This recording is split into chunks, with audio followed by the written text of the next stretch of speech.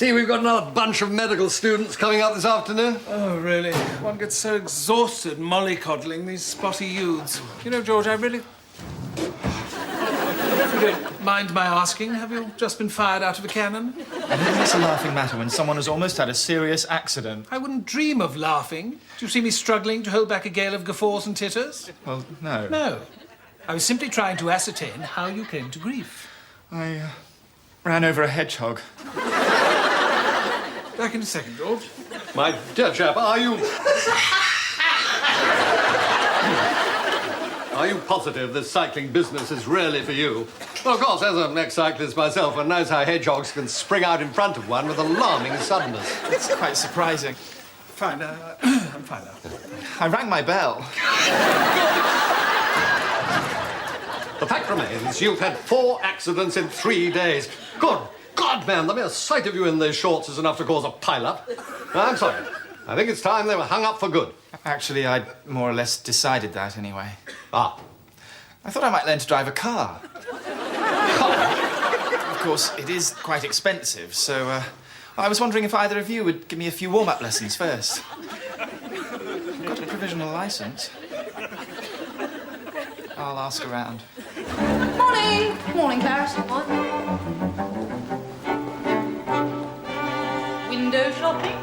One day this machine's been here and it's already run out of sausage rolls. Joyce, you can't eat sausage rolls. You know they go straight to your hips. If you're not careful, your vital statistics will be 34, 54, 1,976.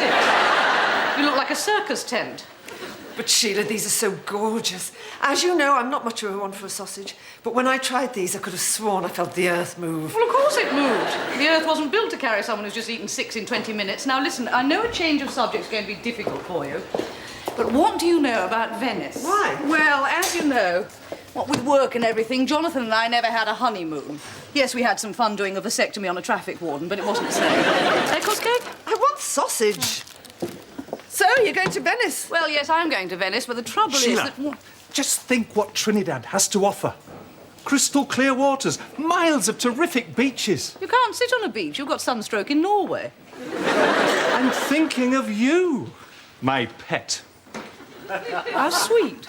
Well, you know me, nothing but the best for my new wife. So the fact that Trinidad is the site of the first test match with the West Indies has nothing to do with it? Who told you?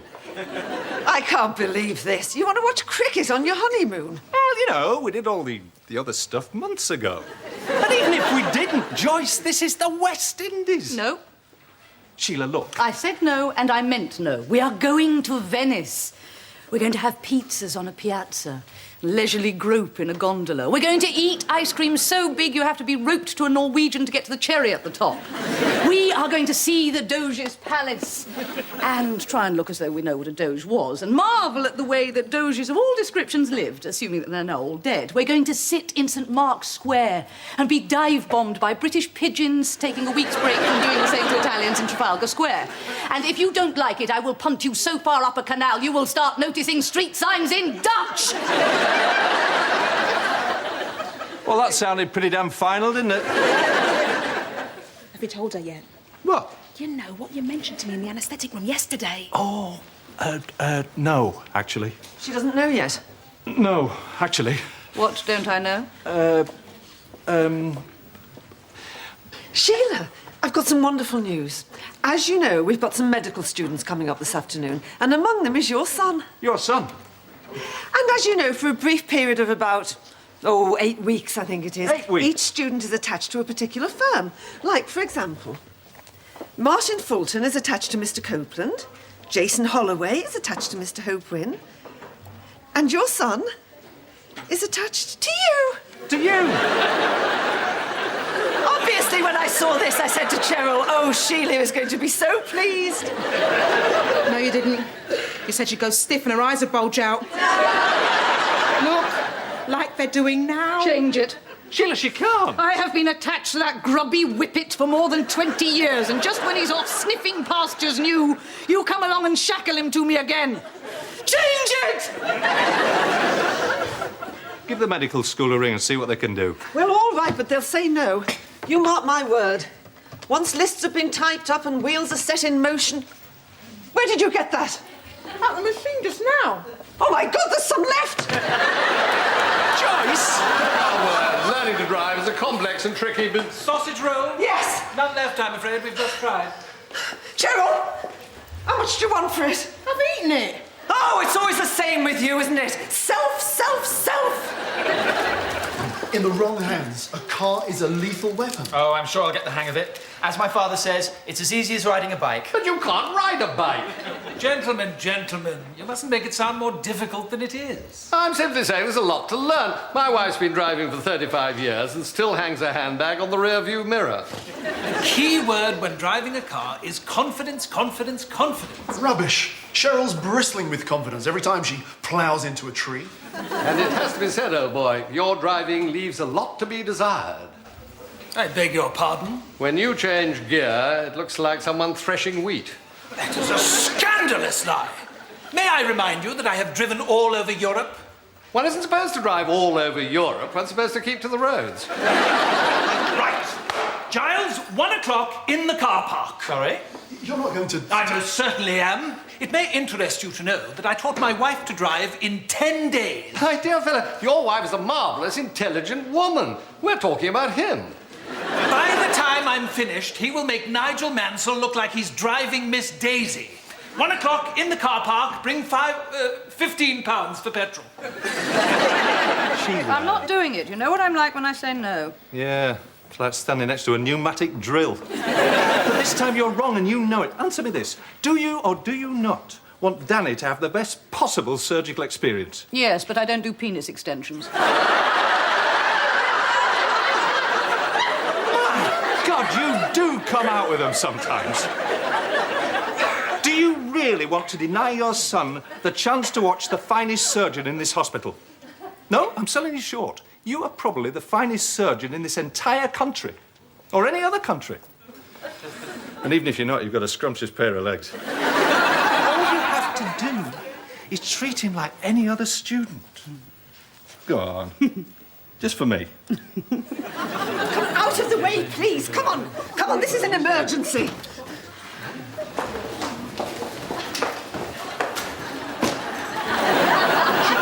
Go, go, go!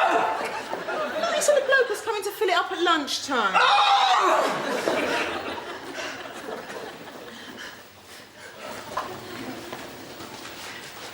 Having a rough day? Oh, Danny! Oh. You wouldn't believe how much your mother's looking forward to this. No, I wouldn't. How much is Mum looking forward to this? Well, anyway, I know you're supposed to report to Giles first, but apparently he's still out having a driving lesson. So if you'd like to wander along to the... Oh, Danny, I'm sorry. I should have been back ages ago. All right, don't panic. How did it go? Well,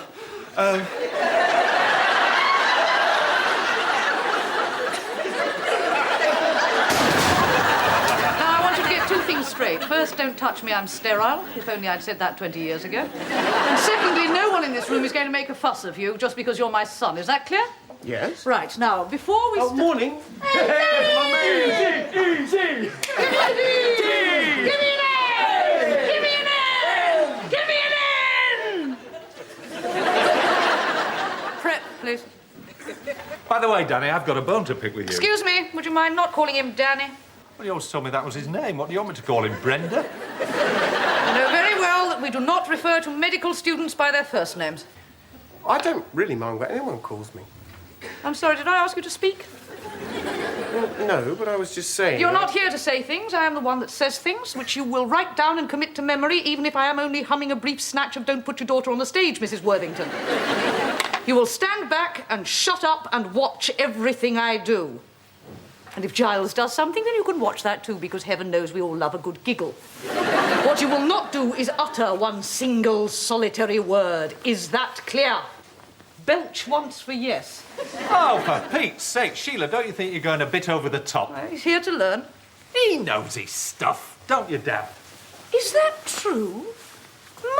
My, how wonderful it must be to know stuff. Giles knows stuff, don't you, Giles? Well, I suppose yes, he's read the lot. Lecture notes on general surgery and stuff. The Medical Student's Guide to Stuff, Other Stuff and Midwifery. Not forgetting that weighty tome by Sir Rupert Wallaby Hopscotch, FRCS.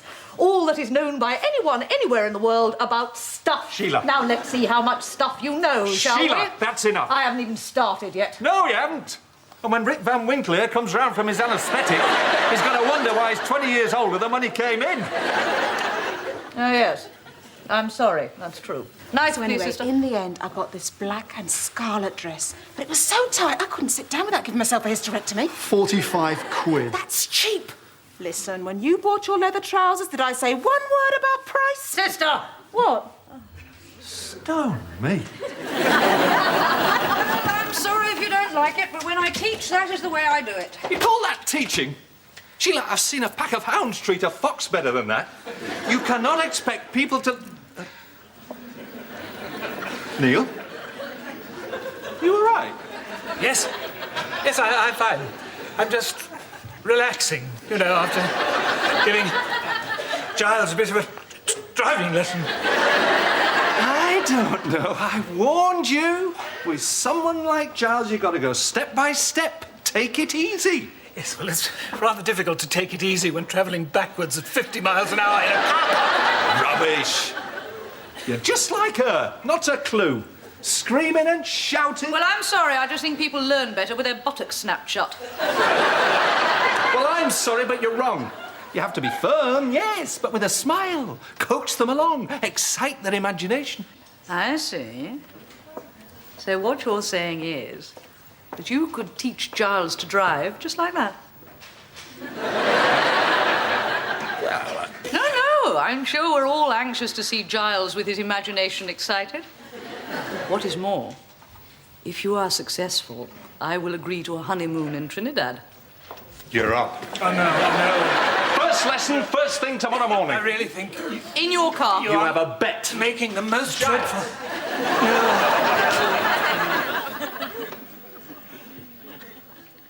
We open in Venice, we next play Verona. Sheila, then on- your husband is out there dicing with death. Oh, nonsense. What can they possibly hit in a car park? My car is what they can hit.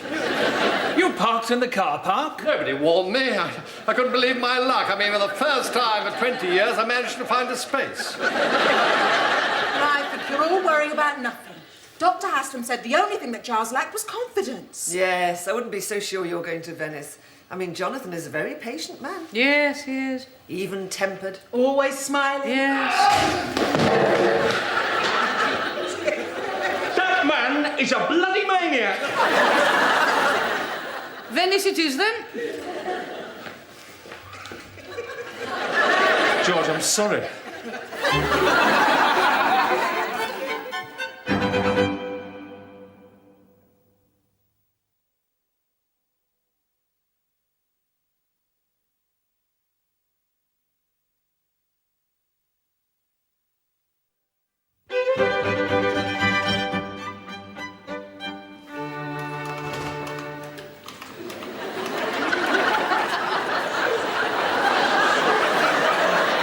What's all this? 10 o'clock. Sorry? They're coming to fill it up at 10 o'clock this morning. Keep it quiet. You are kidding. What? Joyce, this is not normal. I mean, we've always known you're a bit, What? well, you know, cranky. Cranky? Yeah, we always just laughed it off. Oh, don't worry, it's only cranky old Joyce. Old? But this... Now, you listen to me. This is a free country, and if I want to hang around next to this machine, that is my business. Am I bothering anyone? No. Is it affecting my work? Joyce, your phone's ringing. And I'll tell you something else. Joyce. As you manager this department... Joyce, it is my your job- phone is ringing. I know. Well, go and answer it. Oh, don't you worry about that. I am going right now. But before I do, let me... Joyce! All right, I'm going. I said cranky and I was dead right. Dr. Haslam, can I have a word about your stepson?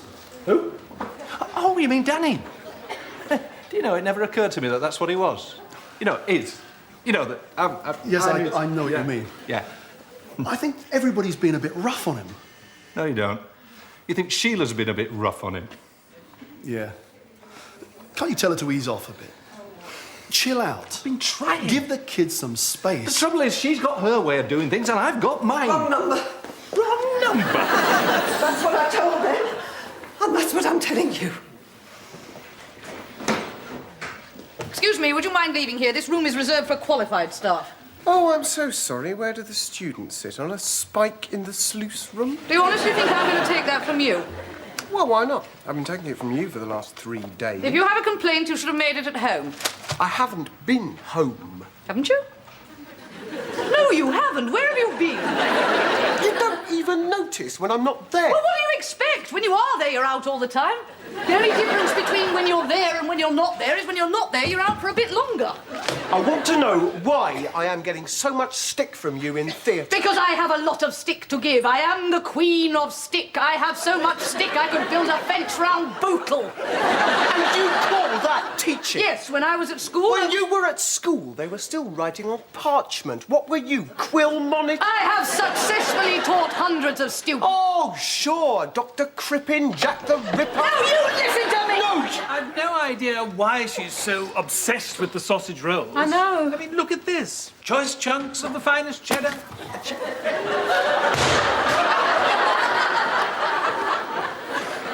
Would one be correct in assuming you're having an argument? Sorry. I insist you do something about all those students getting changed in the changing room. No, look. As you well know, even on a good day, there's scarcely enough room to swing a midge. Where's the point Beg your in... pardon, has anyone seen a cheese and tomato roll? Yes, I believe it went that way. Where's the point in having a changing room if you can't use it because it's chock-a-block with people getting changed? So what do you want me to do? Shut your mouth, woman! All right, all right. I'm sorry to barge in like this, but we've had a complaint from Mr. Hope. Don't worry, it's okay. I'm a mother. I brought up 3 sons of my own. There is nothing here that I haven't seen millions of times before. Now, has everyone got a pecker? Locker? Because if there's any problem at all, please don't hesitate to come to me and ask. All you have to do is treat him like any other student, you said? Well, I just forgot how tough you tend to be on students. Oh, it's not just students. Have you seen her stuff a chicken? No. Wham it! Bam! Bam! Well, you should be pleased. It's the one time you can be positive I'm thinking of you. Sheila, why don't we just... Thinking of me? The last time you even noticed me, you were lying on your back with a nurse shouting, "Push, Annie!" Well, I couldn't help noticing you weighed 9 pounds 6 ounces. I thought I was giving birth to a dumper truck. Will you two please just belt up? Nobody is asking you to treat Danny as a special case. But the fact is that everybody in that theatre knows you're his mother. And when you thrash him about, it's embarrassing. Why can't you be just a bit nicer?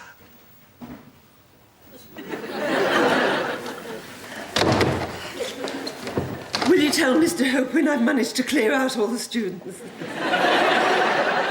I'm afraid it took quite some time. I shouldn't think there's any rush. I believe George is queuing up with all the others. I've managed to get 6, old boy. Everyone else has. Good Lord, yes. Out of the way, please. This is an emergency. Nine? Excuse me, will you let me through? I'm an administrator.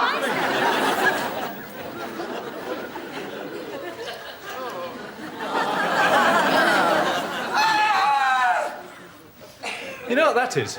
Yes? Sheila, we've got to do something about this. Joyce is going totally bananas. Yes. Can we discuss it later?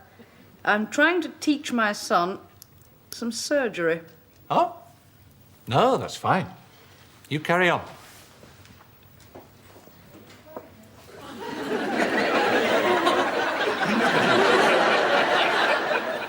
Now, this gentleman has what we call ulcerative colitis. There is clear edema of the mucosa and contact bleeding.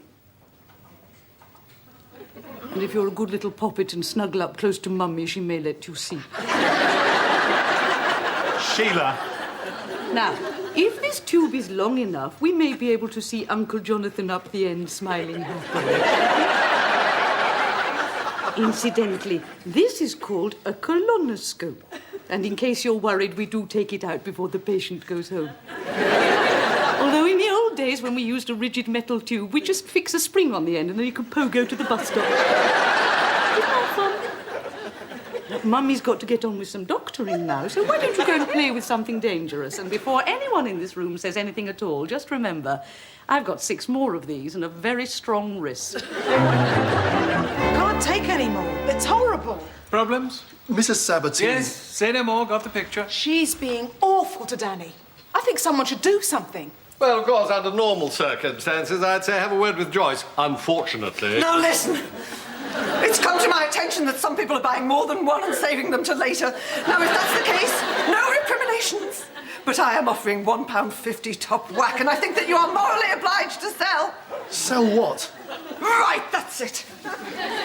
My dear woman, I'm a married man. Would you mind telling me what your problem is? Yes, I'll tell you. I am sick up to my bum of people who know nothing whatsoever about teaching, telling me how it's done. You all swank around like hormone-injected Miss Jean Brodys, raving on about friendly encouragement and pats on the back. And what is the result of all this educational psychology? Giles Peake, with his imagination excited at the wheel of a Toyota, thundering backwards like a heifer on heat. Yes, I am strict with the students. Yes, I am sarcastic, abrasive, crusty, cantankerous, gruff, bluff, caustic, grouchy, peevish, acrimonious and crabby. But I get results. So I'll tell Giles 8 o'clock tomorrow morning in the car park. What? Well, if you're that good, Giles is raring to go. No, Jonathan, no, Jonathan. Good morning. Ah? It really isn't fair. She hasn't got much in her life, and if you take this away... Sister, I am sorry. What had to be done, had to be done. No! Joyce, it's causing too many problems. I love this machine. It's mine. Oh, my dear lady, Good Lord! No, that way, quick. No! Now, that is enough. I seldom raise my voice to a lady. George, are you all right? Neil, give us a hand. Good Lord, yes. A heart attack?